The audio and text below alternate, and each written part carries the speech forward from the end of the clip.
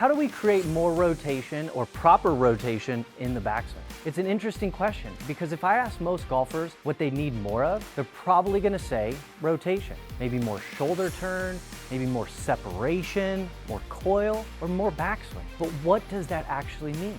Because one of the biggest mistakes I see golfers make is trying to rotate more. The harder they try to turn, the more they start moving as one block, either the shoulder turn, the hips turn, and everything starts turning together, and they often end up losing the very thing they're trying to create. So maybe the question isn't, how do I rotate more? Maybe the question is, what movements help create rotation? Because the body doesn't really move in isolated direction. It's not just rotation. It's rotation, it's side bend, it's even pressure shifting, extension, flexion, and coordination all working together. And I think one of the biggest missing links for many golfers is understanding how lateral flexion or side bend contributes to true rotation. In today's video, we're going to explore how these movements work together, why so many golfers struggle to create an efficient turn, how you can train these patterns from the ground up using a few simple drills, some rope flow and conditioning exercises that can improve mobility,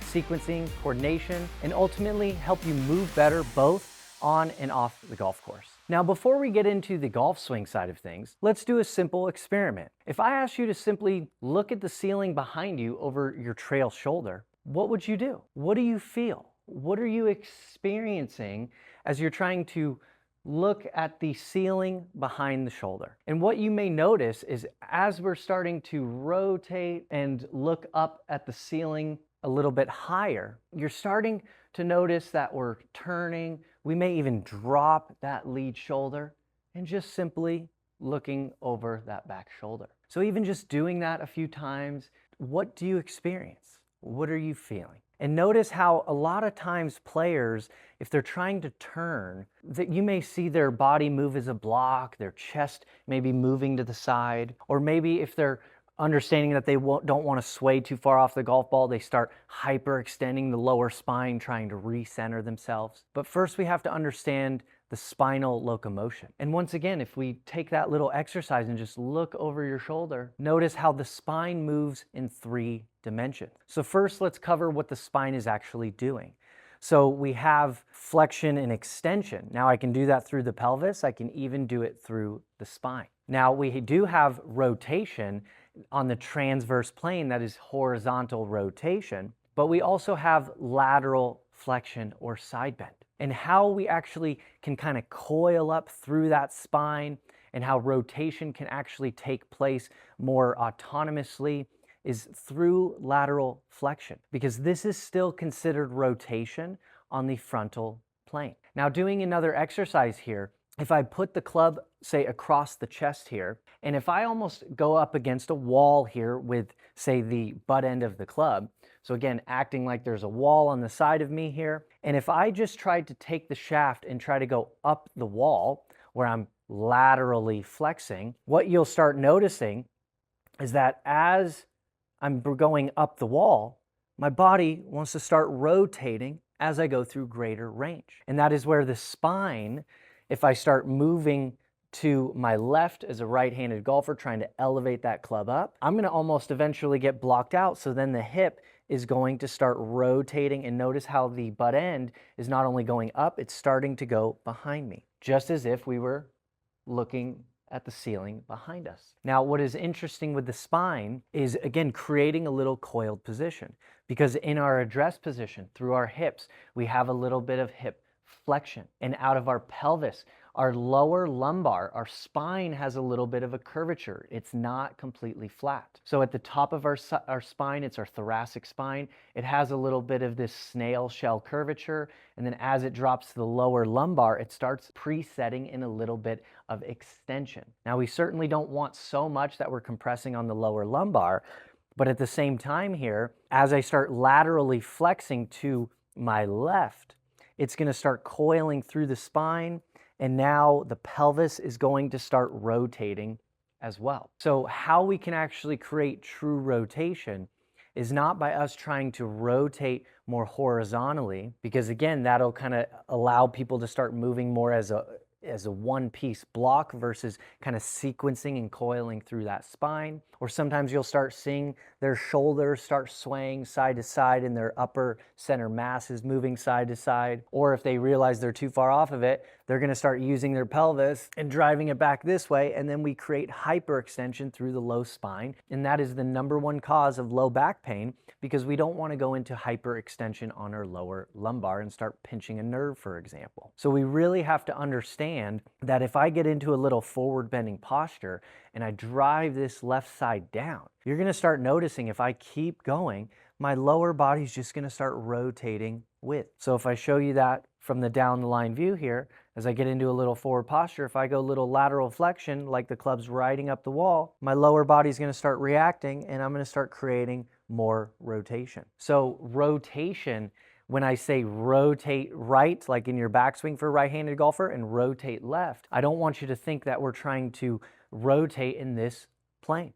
That is rotation, but that is rotation in what we call, again, the transverse plane or horizontal rotation. We have to be more in the mindset of, if we want to rotate right and left, we actually need to start the motion through lateral flexion, and that will start sending that spiraling effect down the spine and through the lower body. Now, once we can feel those movements and then how that spine is coiling in our golf swing, we don't really want to start with our upper body doing this motion. We want it to be driving from the ground up rather than top down. Because what I was just explaining, it's still everything transpires and responds exactly what I was just discussing, but that is a top-down driver versus a bottom-up driver. So now as we do those movements, we want to make sure that the pressure under our feet is initiating this motion. So for example, I can have a little bit of this dynamic pressure shifting, and I want to make sure that I'm having a little bit of that dynamic pressure shift and use the ground, and now we can create those spinal motion. So now again, it's creating this whole chain reaction all the way up through the spine, and now we can really get that true rotation and understand how to load and coil throughout the spine. So now if we hit a few golf balls here, we really want to focus on, again, dropping that shoulder down, feeling that left core contraction as the opposite side is lengthening, and how we can get that true rotational movement and driving this motion through the ground pressure shifting. So for a right-handed golfer, I'm going to start a little bit on my left side. And then when I take it back, I'm going to try to get to that right side before I move the golf club. But as soon as I get to that right side and I push through the floor, then we really got to try to drive that left shoulder down, thinking of that side bend and tilting position. And that way it's driving through the ground, up the body, and creating that rotation for us. So now I'm just going to hit a few here just so you can visualize and see what that's like. Just going to hit it nice and soft, just trying to feel that spinal locomotion and then go right on through. So seeing some good pressure shift and be more aware and mindful of what's happening under our feet, trying to send the energy up the body and out through the spine, of dropping that shoulder down and drive it through. And that way we can start understanding how the spine is moving appropriately to create rotation for us. And again, if we always have to start back in our exercise, I don't even mind if we decided to take some golf swings where we're just trying to turn to the top by looking at the ceiling behind us. So forget about the body positions or striking a golf ball. I just want you to go all the way to the top and try to look at the ceiling behind you. Because if I did that little ceiling look, trying to drive my eyes, we're certainly not going to start shoulder swaying off the golf ball, because we really wouldn't be able to get our eyes up to the ceiling. So if you have an issue of getting that shoulder sway or everything moving as a block, just simply turn and look behind you and just feeling what that spine is doing. Notice how my left side, that core is contracting, that right side is getting a little bit longer here as I'm simply just looking behind me. It's going to be very challenging to sway when we do these movements. Now, the only thing that I would forewarn you on these positions is, as I just stand here and I rotate, sometimes people may get stuck on their trail side a little bit. Now, that is a slightly different conversation for a different video, but at the same time, when we get to the top of the backswing, we don't want to be all the way on our trail side. But if we incorporate some pressure shift, we do want to get to that trail side immediately.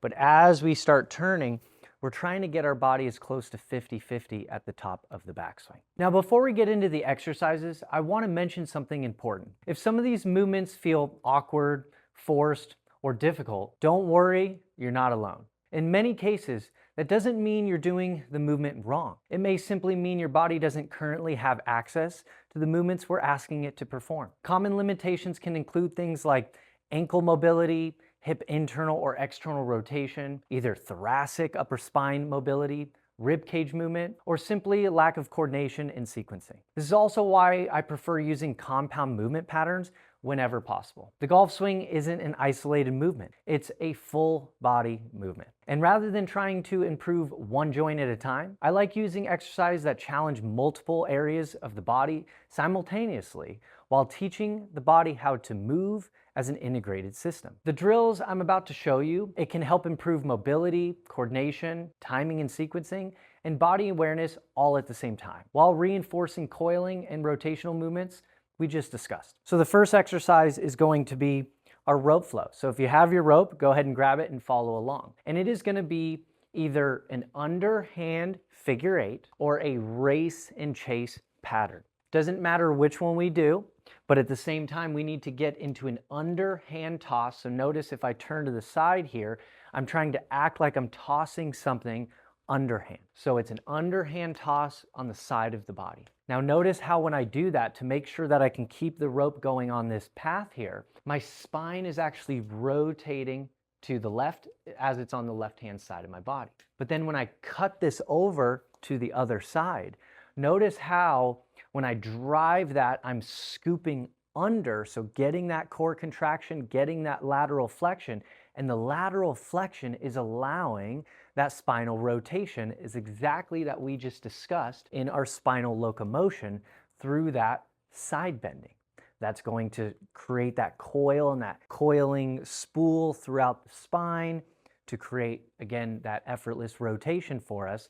That's going to get the rope onto the other side of the body. Now, when I'm on my right side of the body and I cut through to the other side, that is more like our downswing spinal locomotion rather than our backswing. So it's kind of hitting and serving both purposes there. So we're trying to hold it on the side of our body and try to cut to the other side. Notice how my pressure under my feet is shifting. My head is shifting head over foot as if I were walking here, which you can always do these exercises actually walking and taking steps forward, because that is how we create rotation and what our spine actually needs to do. So not only are we thinking maybe some pressure shifts under our feet, how the head is shifting head over foot, but more importantly, being more aware of how our spine is locomoting and how our body is actually creating rotation through lateral flexion. So doing that rope flow drill, I love doing that for a few minutes here, just kind of loosening up the spine, but it's more about feeling and being more aware of that spinal movement to create the rotation for us and understanding how that core is contracting as the opposite side is lengthening to again create that rotation for us. We would not start doing this movement where our spine is moving this way. We wouldn't allow that rope to stay on the side of our body. Otherwise, the rope is going to give us the immediate feedback and it's going to start hitting the body, which obviously we're trying to avoid. Now, what I love about the rope so much is if it does hit you, the rope is the best teacher. It's giving you immediate feedback. So that is our first exercise. Now, the second exercise we're going to jump into is it's kind of a three-part movement, and we can use any one of these tools. Whatever you have access to, you can always switch the tool depending on the day and time. So if we either have a Viper tube, I certainly love those, even a steel mace here. But if we don't have access to those unique tools, we can either grab a dumbbell, we can even use a golf club, or even no weight at all,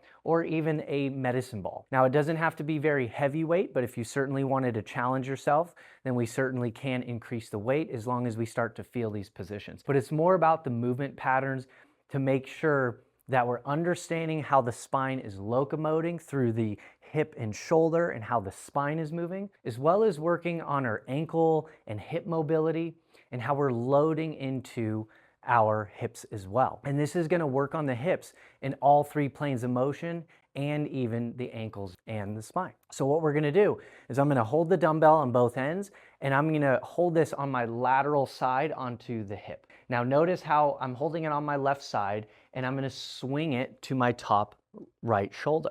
Notice already, look at what the spine is doing. So I'm creating a short side and a long side. Notice how as I go through, I'm dropping that shoulder as I'm going to the top and creating that rotation.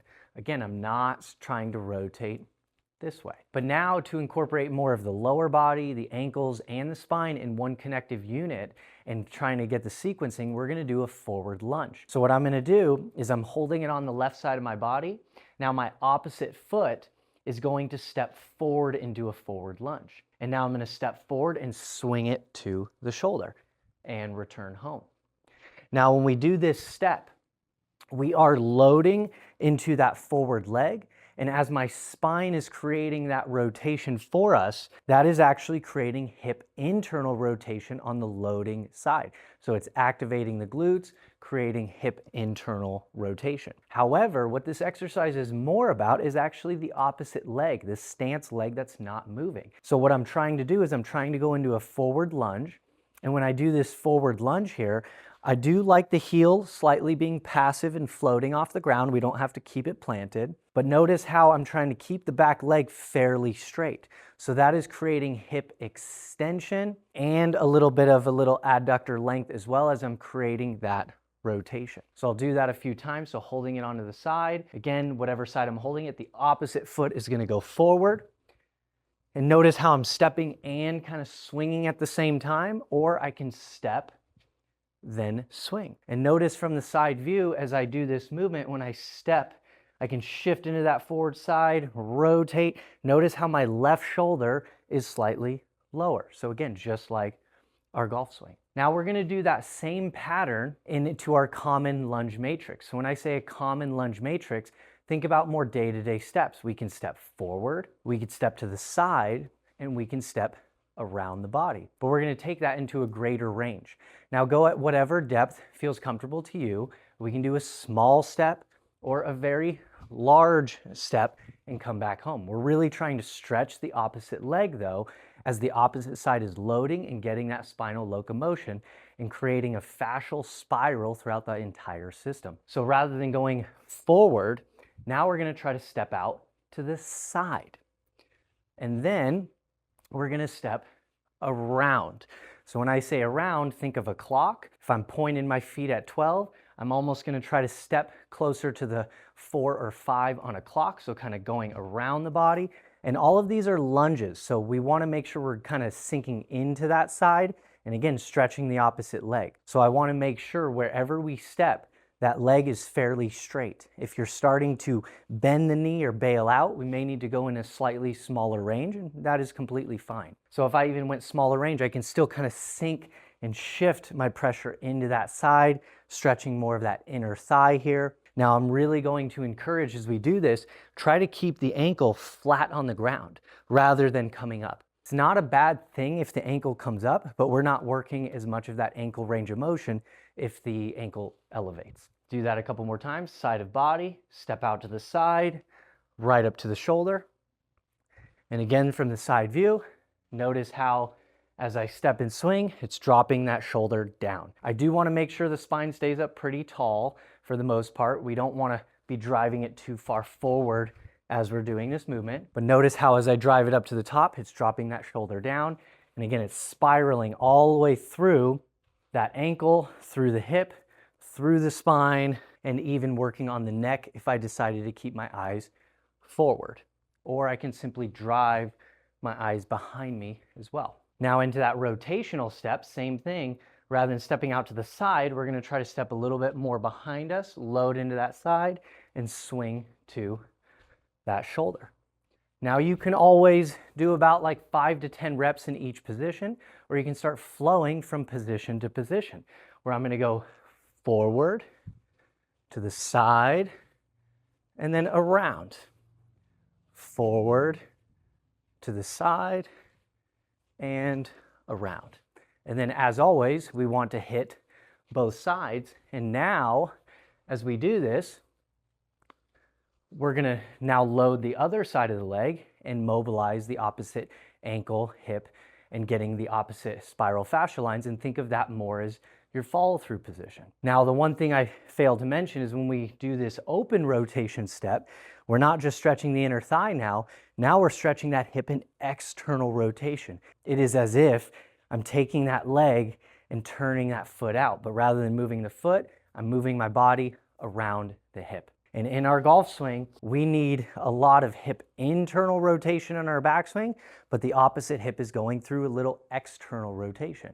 And the opposite would be said into our follow-through position. So as we go through these movements, I want you to take your time, go slow, start feeling more about what your spine is doing, how your pressure is sinking in and shifting, but how we can actually get more of an effective stretch through these movements under some sort of load or tension. And this way we can get a little bit more mobile and stable and being more aware and in tune with our body. And because again, in our golf swing, we are getting this full spiraling chain as every single body part is moving virtually in all three planes of motion in less than a second. So not in isolating fashion. If you want to actually feel how rotation, pressure shift, and sequencing are supposed to work, I put together a free row flow training for golfers. This is a preview of the movement patterns we build inside the full program, so you can start training this immediately. Grab it through the link in the description. And if you want more personalized help with your swing, I also offer both in-person and virtual coaching where we work through these movement patterns together. If this helped you understand the swing in new ways, make sure to click the like and subscribe button. I break movement down like this every week so you can start training movement, not just chasing swing thoughts. I'll see you in the next video.